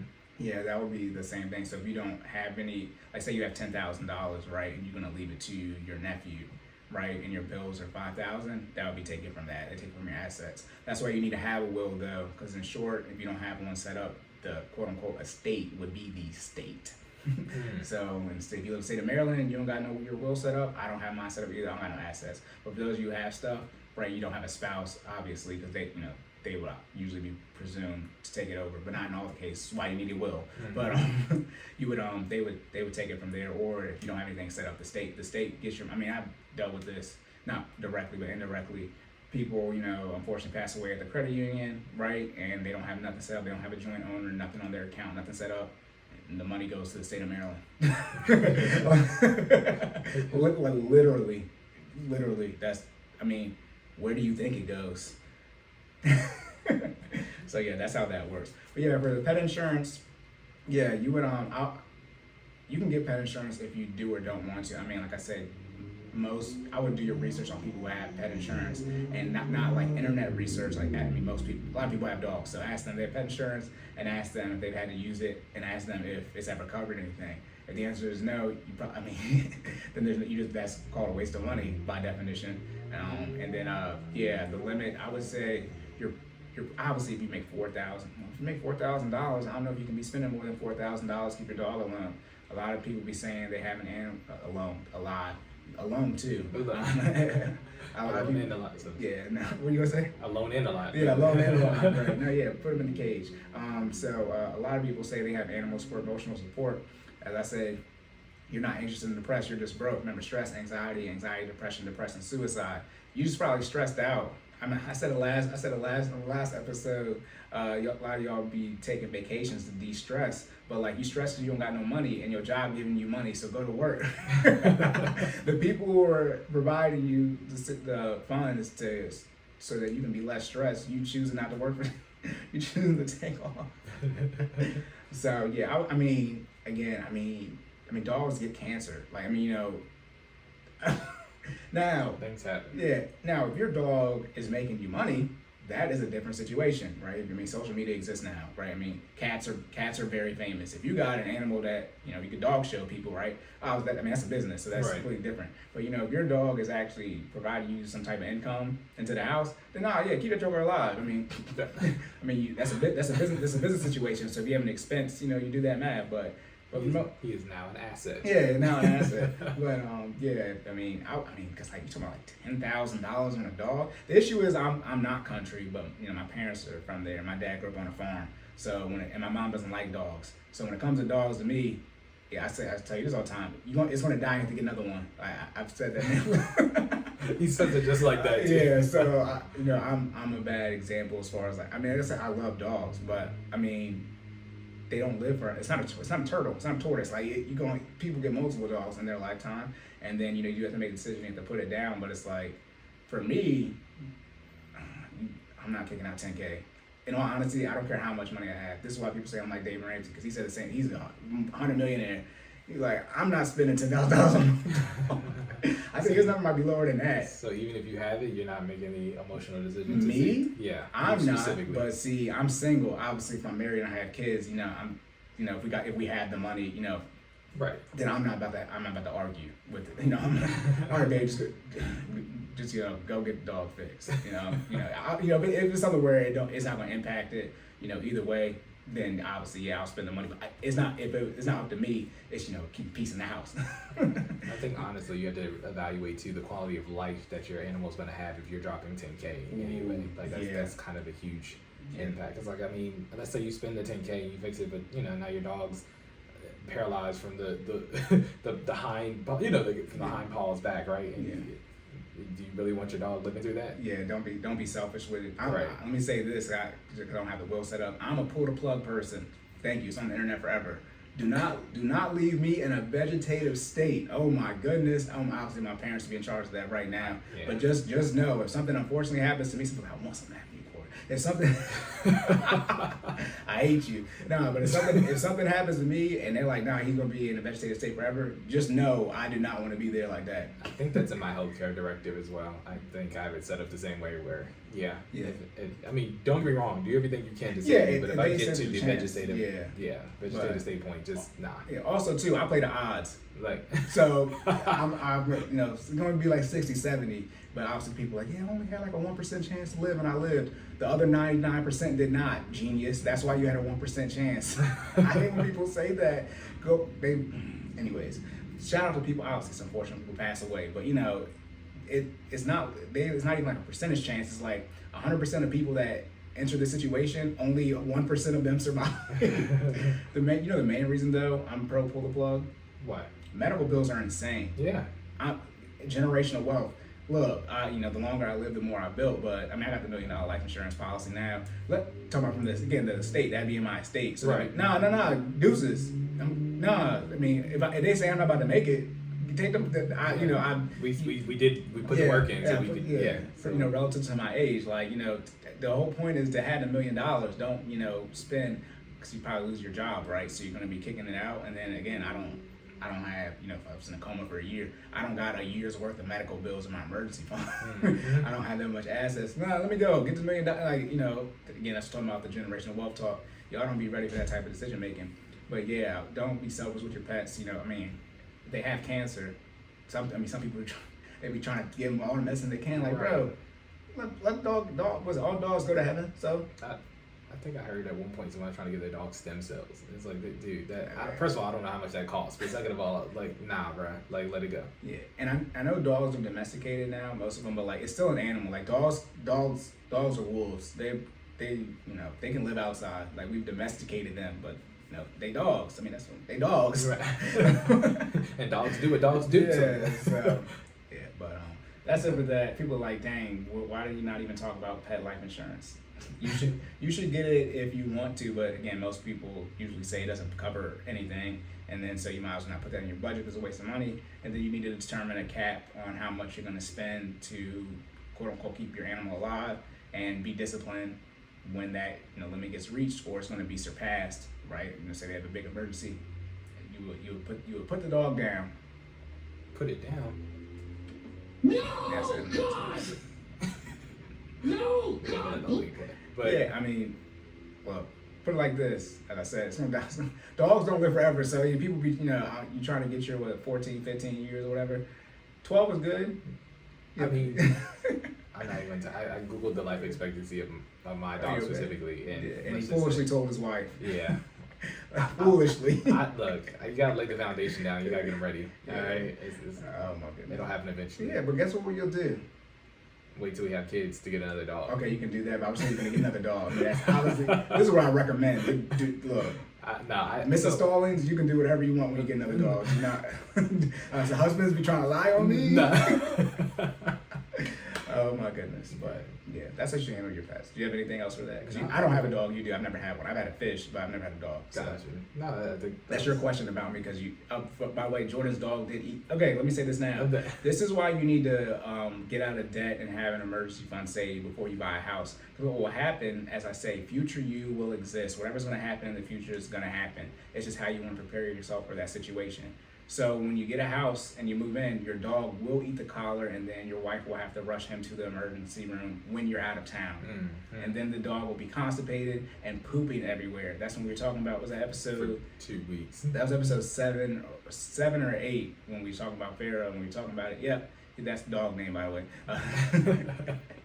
He had ate the collar. We almost would have to miss an episode that day because Jordan called me like, my dog ate the collar. He'd already eaten it, but he's like, he's still pooping. I'm like, I don't know what this means. The frequency was like every 30 minutes. Like, it was bad. Like, yeah, it was bad. And as you guys know, our episodes are roughly 2 hours, right? Yeah. So but that episode, he was actually good. Remember, we took forever to testing. We had some issues, and so he's actually good for 2 hours. And then shout out to that rotisserie chicken and rice water diet that you got to put him on to keep him from doing all the extra stuff. Yeah, but that's why you need to have an emergency fund saved and be out of debt, because something will happen. Like, as I was telling him, like I said the day before we started recording, I was like, you see what happened? Do you see what happened? Why did he eat the collar? You'll say, this is the same collar he's always had. He never did it before. Cause that's life. That's literally life. Like, that's what happens. The dog don't know. That's what I told y'all. That third die. Yeah. So he was gonna eat that collar regardless. As I said he didn't know mom and dad, they can pay off all their student loan debt. They got a house. Let me eat my collar. It's a dog. He don't know what the status of your finances are. He just knows he's in a new, bigger place. And we haven't gone back to the other one. Right, yeah. So he's like, I guess I'm here now. All right, find new places to do his business out. But yeah, that's it for pet life and pet health insurance. You gotta have a number set on what you want to spend on it. So that's it for that. Are you all good? I'm good. Are you good? Yep. End of the episode. Let's go.